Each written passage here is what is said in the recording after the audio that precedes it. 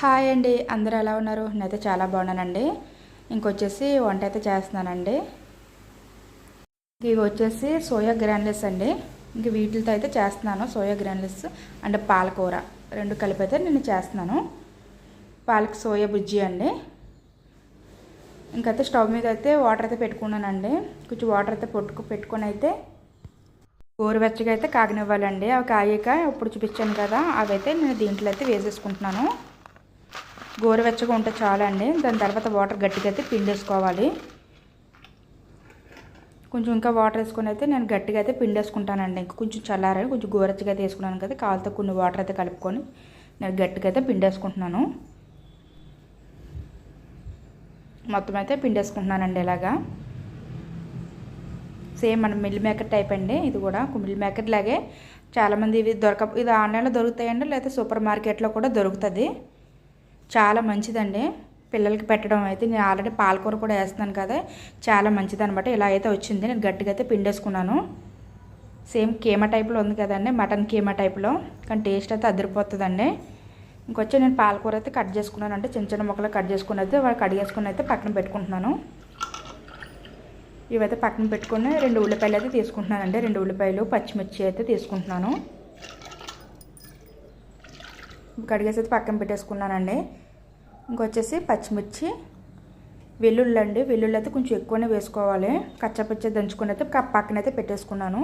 Stove మీద అయితే oil అయితే పెట్టేసుకున్నాను. కొంచెం జీలకర్ర, వెల్లుల్లి అయితే వేసుకుంటున్నాను ముందుగా. కొంచెం ఇది వేయినాక ఉల్లిపాయలు అయితే వేసేసుకోవాలండి. ఉల్లిపాయలు, పచ్చిమిర్చి కూడా వేసేసుకోవాలి. కొంచెం పచ్చిమిర్చి ఎక్కువనే వేసుకుంటానండి. నేను తక్కువ కారం అయితే వేసుకుంటాను. దీంట్లో ఎక్కువ శాతం పచ్చిమిర్చి అయితేనే యాడ్ చేయాలి. పచ్చిమిర్చి అయితే వేసేసాను. కొంచెం వేగినాక ఉల్లిపాయలు కూడా వేసేసుకుందామండి. ఆయిల్ అయితే కొంచెం ఎక్కువనే పడుతుంది దీంట్లో. మనం అది వేసుకుంటాం కదా, బాగా పీల్చేస్తుంది అన్నమాట. ఆయిల్ అయితే కొంచెం ఆయిల్ ఎక్కువనే వేసుకుంటాము. బాగా ఎగనవ్వాలి. మనకి ఎక్కడ కూడా పచ్చిగా అయితే ఉండకూడదు అనమాట. బాగా వేగిపోవాలి ఉల్లిపాయ అయితే.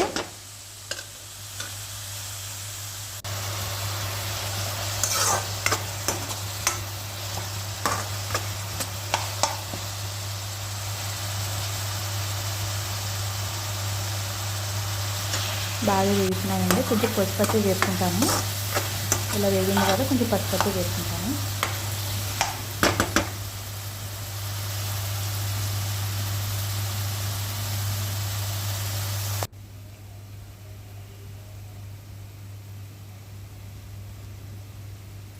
పసుపు వేసుకున్నాక కొంచెం బాగా కలిపేసుకోవాలి. ఎర్రగా వచ్చేయాలండి ఇంక ఉల్లిపాయ అనేది.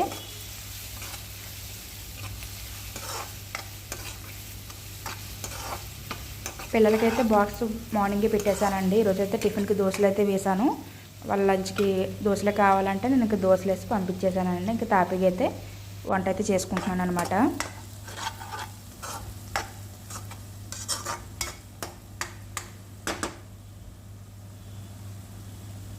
ఇవి బాగా వేగిపోయినాయి కదండి.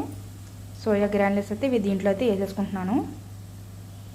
సేమ్ కీమాలాగైతే ఉందన్నమాట. టేస్ట్ అయితే బాగుంటుందండి. నేను మొత్తం అయితే వేసేసుకున్నాను. బాగా కలిపేసుకోవాలి. ఇప్పుడు ఇది వేసినాక మనకు ఆయిల్ అయితే కనిపించదండి, మొత్తం పీల్చేస్తుంది అనమాట ఎంత వేసినా.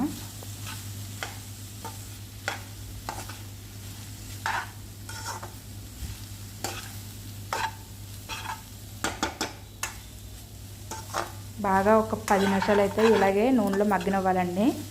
ఉప్పు కూడా వేసుకొని సరిపడగా ఉప్పు అయితే వేసేసుకొని బాగా కలుపుకోవాలి. ఇప్పుడే మనం ఎటువంటి వాటర్ అయితే యూజ్ చేయమండి. లేదు అడుగు పడుతుంది అనుకుంటే లాస్ట్లో కొంచెం అయితే వాటర్ పోసుకోవాలి. ఎంతో కాదు, కొంచెం. నేను సరిపడగా ఉప్పు అయితే వేసేసుకుంటున్నాను. ఉప్పు అయితే వేసేసుకొని కలిపేసుకోవాలి బాగా. ఇలాగ 8-10 మినిట్స్ అయితే బాగా వేగిపోవాలన్నమాట. పచ్చిగా ఉండకూడదు. ఇంకా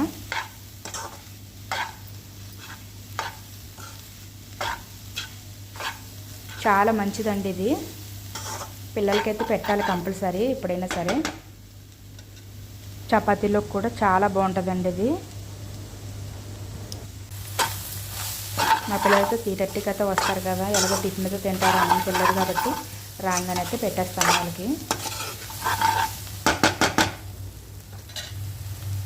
ఇలాగే బాగా మగ్గిపోవాలండి. ఇప్పుడైతే నేను పాలకూర అయితే వేసుకుంటున్నాను. ఆల్రెడీ 10 మినిట్స్ అయితే బాగా వేగిపోయిందనమాట. పాలకూర అయితే వేసేసుకుంటున్నాను.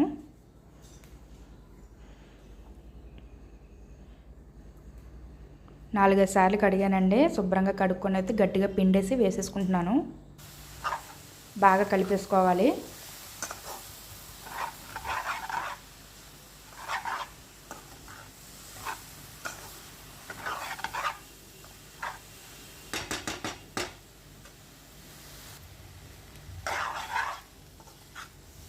బాగా కలిపేసుకుందాము. ఇలాగే ఇంకొక 10 మినిట్స్ ఇలాగే ఆకుకూర అనేది మూత పెట్టకుండా ఇలాగ మనం వేపుకుంటూ ఉండాలి, లేకపోతే అడుగు పడుతుంది. ఈ లోపు అయితే నేను రైస్ అయితే పెట్టేసుకుంటున్నానండి పక్కన. ఇంకా పిల్లలకి బాక్స్ పెట్టి పని లేదు కదా, నేను వేడిగా అయితే రైస్ పెట్టుకుంటున్నాను. పక్కనైతే రైస్ పెట్టేసుకున్నాను. వేడివేడిగా తింటే బాగుంటుందండి. ఇదైతే బాగా మగ్గిపోయింది. ఒక స్పూన్ అయితే కారం అయితే వేసుకుంటాను. ఎక్కువ కాదండి, నేను కారం అయితే వేయకూడదు, కాకపోతే ఒక్క స్పూన్ అయితే కారం అయితే వేసుకుంటున్నాను. ఆల్రెడీ పచ్చిమిర్చితో వేసాను కదా, ఎండుమిర్చి అయితే ఎండు కారం అయితే నేను ఇప్పుడైతే వేసుకుంటున్నాను అనమాట. కొంచెం అయితే వేసుకున్నాను, ఎక్కువ కాదు. బాగా కలిపేసుకుంటున్నాను. ఇంకా మూత అయితే పెట్టుకోకూడదండి, అలాగే కలుపుతూనే ఉండాలన్నమాట. ఇప్పుడు కారం వేసాక అడుగు అంటుకుంటుంది అనుకుంటే కొంచెం వాటర్ అయితే పోసుకుందామండి. ఎక్కువ కాదు, చిన్న గ్లాస్తో చిన్న గ్లాస్లో ఒక హాఫ్ వాటర్ అయితే వేసుకుంటున్నాను.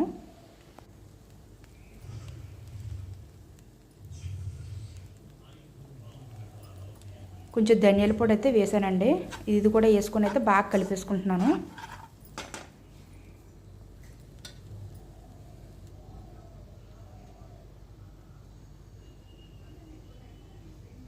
కొంచెం వేస్తున్నానండి వాటర్. ఇప్పుడు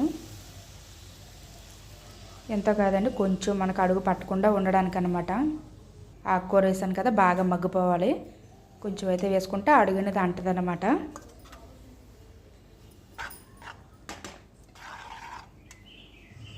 ఇంకా కూర అయితే రెడీ అయిపోతుందండి.